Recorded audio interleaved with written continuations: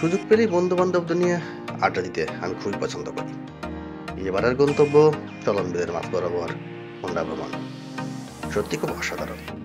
চারিদিকের প্রকৃতিগুলো যে এতটা সুন্দর, না ঘুরলে বোঝার মতো না।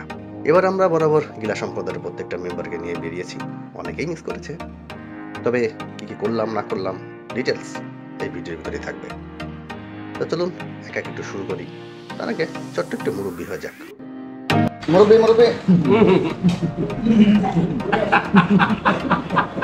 ঘুরবো ফিরবো, খাবো দাবো, আড্ডা হবে, অনেক কিছু দেখবো। তার আগে চলুন একদম শুরু থেকে শুরু করে নিই। তো শুরুটা কিভাবে হলো সেটা নিয়ে একটু পরে আলোচনা করবো, আগে পরিচয় পর্বটা শেষ হোক। আমার গিলা সম্প্রদায়ের আজকে অনেকদিন পরে একটা প্রোগ্রাম হচ্ছে বন্ধু বান্ধব নিয়ে। বরাবর তো ছোট ভাই রাজা আমার সম্প্রদায়ের সবচেয়ে বয়োজ্যেষ্ঠ মানে সদস্য।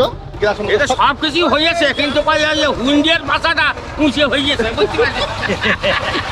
বন্ধুরা আনু তো সবসময় সঙ্গে থাকেই। আর এদিকে এই যে মামুন, ডনেল আর আমি মাহবুবের লগে আছি। গিলা সম্প্রদায়ের যাত্রা শুরু হলো পাবনা জেলার ফরিদপুর উপজেলা থেকে। চলছি আমরা অজানার উদ্দেশ্যে।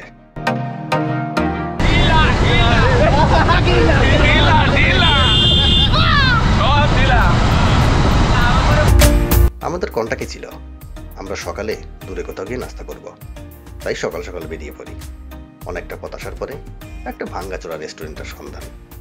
আমাদের চাওয়াই ছিল এরকম, একদম গ্রামের প্রত্যন্ত এলাকাতে, যেখানে পাওয়া যাবে গ্রামের বাহারি খাবার, কিন্তু নাথিং খাবার। তো এখানে একদম গমের আটার রুটি, খিচুড়ি আর বাংলার ডাল, সত্যি অসাধারণ। অনেকদিন পর খেলাম। এটা হলো সরাসরি গমের আটার রুটি, লাল, মানে ডিরেক্টলি গম কিনে বেচারা ভাঙ্গাইছে, ভাঙ্গানোর পরে গম দিয়ে করেছে। গম ভাঙা নাই। ফ্লেভারটা একটু ভাই সেটা সুন্দর না দেখবে।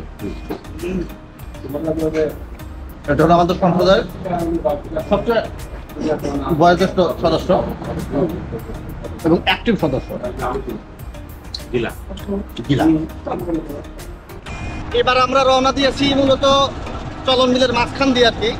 অনেকটা পথে চলে আসছি, সামনে ওরা অনেকটা পথ চলে গেছে, আমরা একটু পিছ পড়ে গেছি। খাবার দাবার শেষ করে আমরা আবারও সেই ভাঙ্গাচোরা পথ দিয়ে এগোতে থাকলাম। সত্যি অনেক সুন্দর, অনেক অনেক সুন্দর।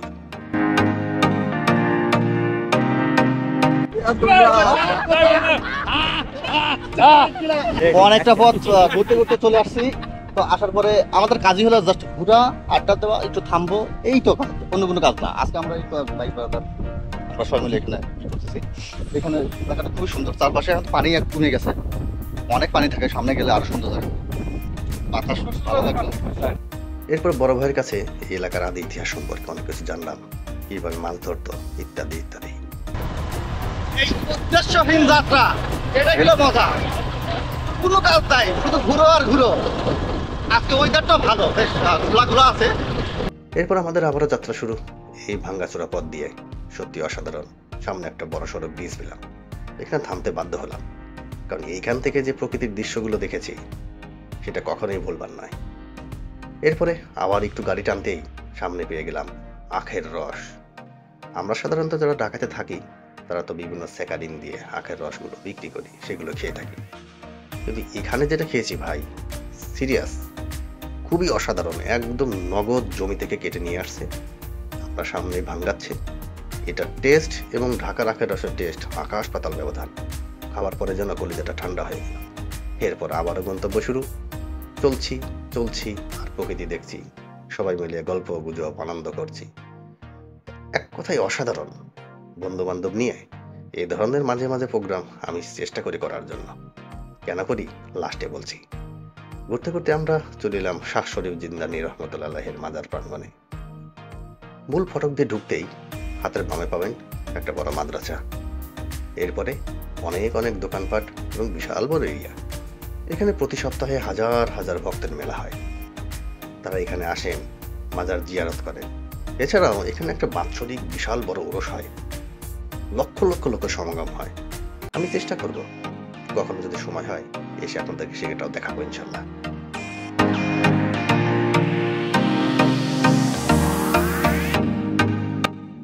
বাজারের ভিতরে অংশটা ঘুরলাম ফিরলাম, আসলে তেমন কিছু ওখানে ভিডিও করার নাই, তাই আমরা ভিডিওটা মূলত করি নাই। তো ওখানে জ্বরের নামাজটা পড়ছি, সামনে একটা বাজার আছে, এখন ওইখানে গিয়ে আমরা কিন্তু খাবো দুপুরের খাবারটা। এরপর আমাদের খাবার পেলাম, চলে আসলাম ছোট্ট একটা ভাঙ্গাচোরা রেস্টুরেন্ট। মোটামুটি এখানে দেশীয় মাছ টাছ আছে, মুরগি আছে, হাঁস আছে, যাইসব ছোট মাছ যেহেতু আছে, তো এটা নিয়ে আমাদের খাওয়া শুরু। সত্যি খুবই ভালো লাগছে, একদম দেশীয় স্টাইল, গ্রাম্য স্টাইলের রান্না। খাবার পরে একটু মিষ্টি মুখ তো করতেই হয়। ভ্যারাইটিস প্রকৃতির মিষ্টি ছিল, আমরা সবাই মিলে সেটা এনজয় করেছি। সত্যি অসাধারণ, এবং আমার মনে হয় প্রত্যেকেরই উচিত মাঝে মাঝে এই ধরনের ট্যুর দেওয়া।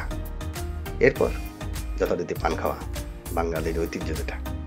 তো পান খাবার পরে একটা বিপত্তি ঘটলো, বন্ধু মাহবুবের আবার হঠাৎ করে প্রেশারটা হাই হয়ে যায় কিংবা লো হয়, ব্যাপারটা বুঝতে পারতেছিল না। তো আমি ওকে জোরপূর্বক প্রেশারটা মাপিয়ে নিলাম, কারণ হলো আমি তো ওর গাড়ির পিছনে বসেছি, সে ওর থেকে প্রয়োজনটা আমার বেশি। তো এরপরে আবার আমাদের যাত্রা শুরু।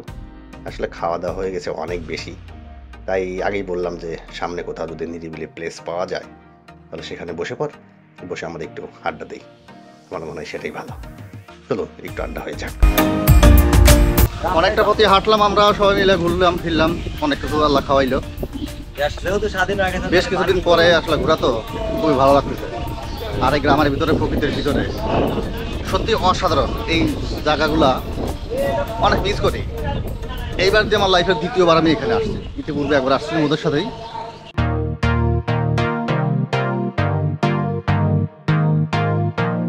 আমি একদিন এক মহিলা আল্লাহাবাদ স্কুল যখন আমি ম্যানেজিং কমিটির দায়িত্ব ছিলাম, এক মহিলা গেছিল কখন যে গান মারে, এই গানটা একটু গায়ে দিও। তো মেয়েটা গান ধরে সালে গানটা গাওয়া 200 টাকা দিয়ে সালি কষা এই বয়সেও তাই দেবেটা আমি কি বুড়ো হয়েছি নাকি, আমি এখন ওই গান আর মেয়ে সব হাসি।